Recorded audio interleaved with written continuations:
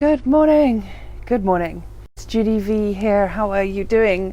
1st of April. Okay, I'm not going to say the obvious. Because the world wants to cancel the 1st of April.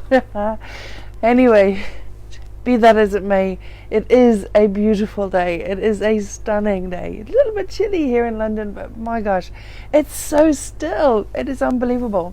It is just so beautiful. Lots to be grateful for today. In the UK, I don't know where you are, but in the UK we're into our second week of lockdown. We've not gone mad yet in the house. We have not gone mad yet, so I hope you're doing okay. We are still surrounded by this scaffolding, which is interesting. You can see the netting has dropped a little bit. Anyway, what I wanted to speak about today, I want to speak about something that's really, really important, and especially now, above all times. I want to speak about language, okay, and how we're using our language, because here's the thing. Language with emotion and energy and specificity equals manifesting, all right? And the thing is, here's the thing. We will use language, emotion, when we are angry or angst or emotional, stressed. We put a lot of energy behind those words, put a lot of emotion behind those words, and we get very specific. Now the problem with that is that that's what you create. That's what becomes your reality. Now I'm going to be doing a course on language and the power of language. I'm doing it free for my community, my tribe. So if you'd love to join it, stay tuned. I'm going to be doing it because literally your language with specificity and emotion, it does create your reality. Okay, we have to be so mindful of the language that we're using all the time, not just the words that we say, but also what's going on in our mind. Okay, also what's going on in our thoughts. The language of our thoughts is as equally important as the actual words that we say.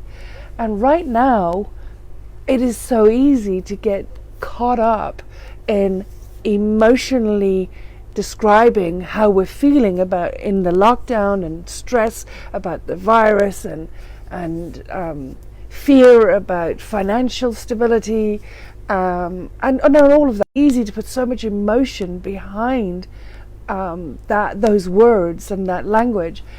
The issue, though, is that's what you're going to be creating. That's the reality. That's the manifesting you're going to create. So that is why if you've heard any of my lives, if you've read any of my posts, I'm super, super, super adamant that we need to be consciously competent at this time more than ever, consciously aware of the words we're using, not just verbally, but in our mind as well, what the words are we're choosing to use for our thoughts.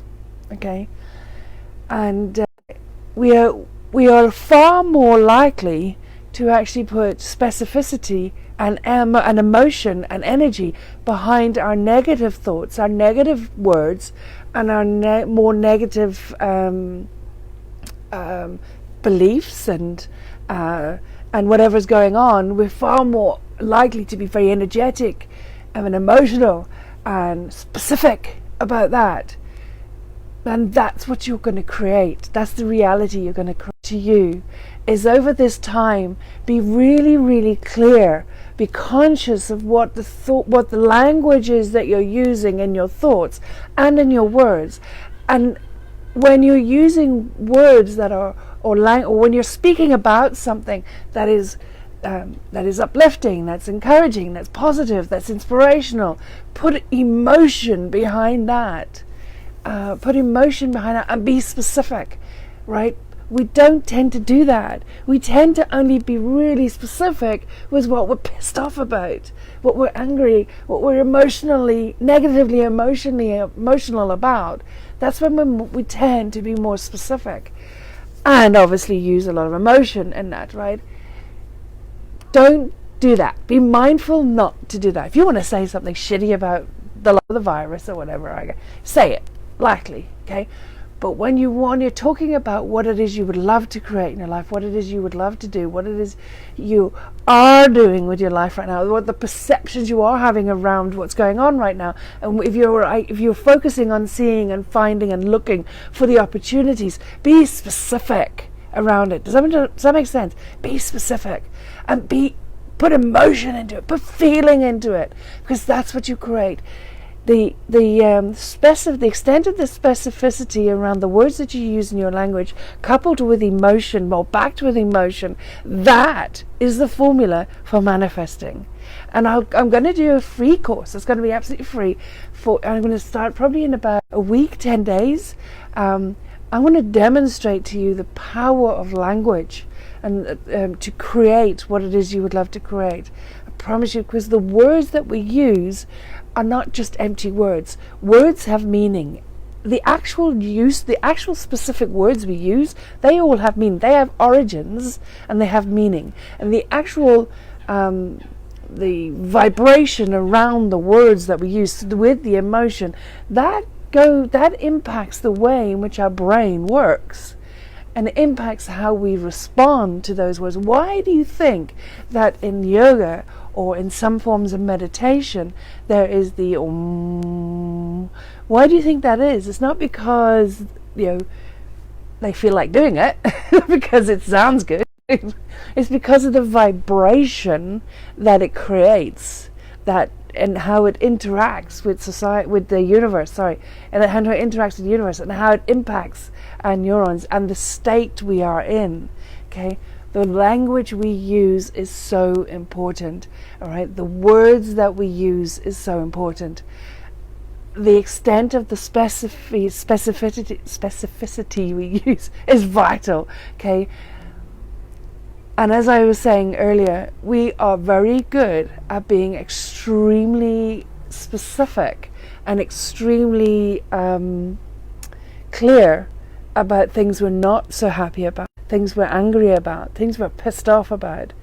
But we're not so good at being really, really clear on what we really want, what we love, what the reality is that we want to create. Okay? So I want you to be very conscious of that. I want you to really want you to make an effort. It's a bit itchy, scratchy, uncomfortable at first, I promise you, when you first because we're used to living and just going blindly and not really being aware of our thoughts, okay? But the moment you start trying to actually be aware of your thoughts, be aware of what the words are that's going on in your head, it can be uncomfortable because it's hard to do, right? It's like, I don't know, it's like taking a skip with every second forget it, right? It's going to be irritating. It's going to be like in the way, right? But there's nothing more rewarding you can do for yourself over this time. Okay, we haven't got as many distractions as we normally have, all right? And I want for you is I want you to get through this flying, because we're going to get through it. It's like that. It's going to end, okay? And you're going to be at the end. You're going to be an expanded version of yourself, ready to fly, having created and put the foundations of such phenomenal foundations down during this time. Or alternatively, you'll come out the other end and you'll be a mess. You'll be an emotional wreck and have to sort of pick yourself up, dust yourself down, and try and find your way forward. Okay, and I don't want that for you, and I'm sure you don't want that.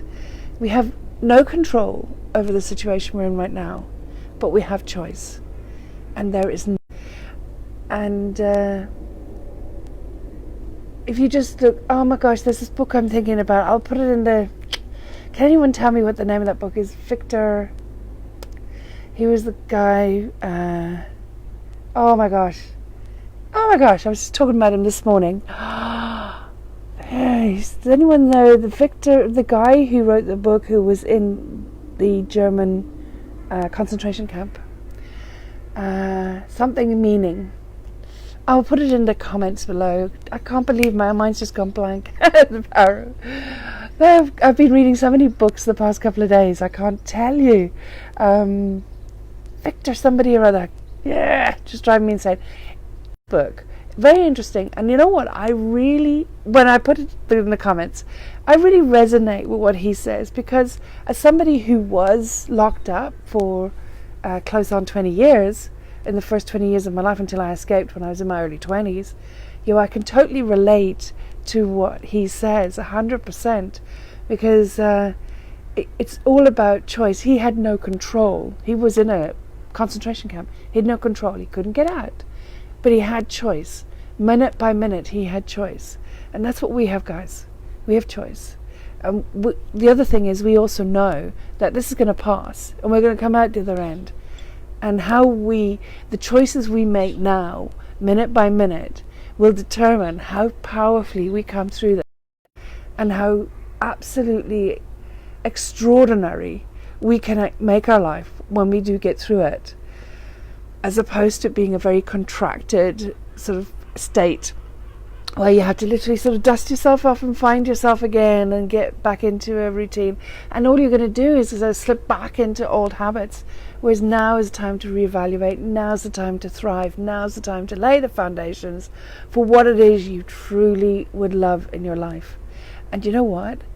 It's the language you're using, it's the words you're using in your head that are going to be the clues that you need to identify what it is that you're feeling frustration or angry about, what it is you're not happy with, what is it you have perceptions of angst over. Okay, now's the time you can deal with that. Time you can be consciously aware of using language with clarity and emotion to take you to where you would love to be. All right. As I said, I'm going to be doing a course. I'm going to be doing, I think it's going to be 3 different topics, and one of them is going to be language, and I'm going to show you how destructive negative language can be, what it does to your brain. I'm going to show you the power of incredibly supportive language, and what that does for your brain, but also what that does when it's backed with clarity and emotion. Okay, who wouldn't love to literally change their life with language? Okay, so watch this space. I shall be sending out more information through this page very shortly. But in the meantime, keep well, remain consciously competent, consciously aware. All right, make an effort to really be aware of the words that are going through in your head. Okay, what you're using. Be careful of start monitoring the difference between when you're saying things that are positive or things that you would love. You hear the ducks. Things that you would love. Okay, are you saying them with the same level of emotion as you would negative stuff? Okay, so start being aware. That's a massive step. All right, guys, lots of love. Take care. Bye bye.